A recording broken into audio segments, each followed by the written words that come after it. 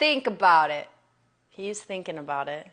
He's the king of the world. Look at that lion. Hey guys, so I made lunch for myself today. They're gluten-free buffalo chicken taquitos. So while I'm eating, I figured I would tell you guys how I stay gluten-free while traveling, because I feel like a lot of people kind of get anxious about traveling when they have a food allergy, but it's not as hard as you would think.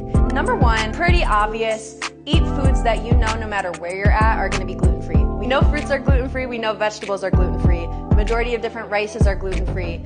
Grilled meats are gluten-free. So like you can stick to shrimps, chickens, whatever it may be. So the first thing I do when I go out, I look on the menu. I'm like, is there a fruit option? Is there a veggie option? Is there a rice-based option? Is there a meat-based option? Number two, it's kind of a case-by-case scenario depending on what country you're in. If you go to Europe, they're actually very allergen friendly. As soon as you sit down at a restaurant, and the majority of the places I've been throughout Europe, the first thing they ask you is, do you have a food allergy? A lot of the places, they'll have a gluten-free pasta option, they'll have a gluten-free bread option, they have a gluten-free hamburger bun. So when I was traveling throughout Central America, that was a little bit more challenging because the majority of their stuff is served with like breads and tortillas, and everything's in a completely different language, so it's kind of hard to understand. So I always recommend downloading a translation app, and you want to make sure it's an app where you can take pictures and it'll translate for you, because it'll translate the menu, so then you're able to go in and like research what it is and what the most common ingredients are.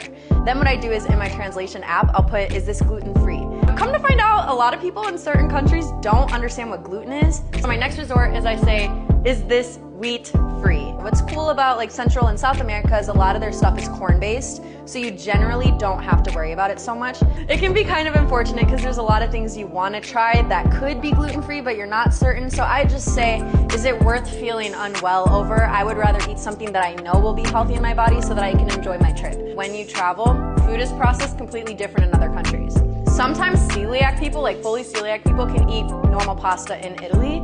So it can be a little bit of a learning experience too, and just kind of seeing what fits in your body. I'm gluten sensitive. I have an autoimmune thyroid problem, so it's super inflammatory for my body. So I'm not necessarily celiac that we know of. But I know I'm gluten sensitive, so I can try things a little bit here and there. So it's also just knowing how your body functions and what you're willing to try when you travel. I hope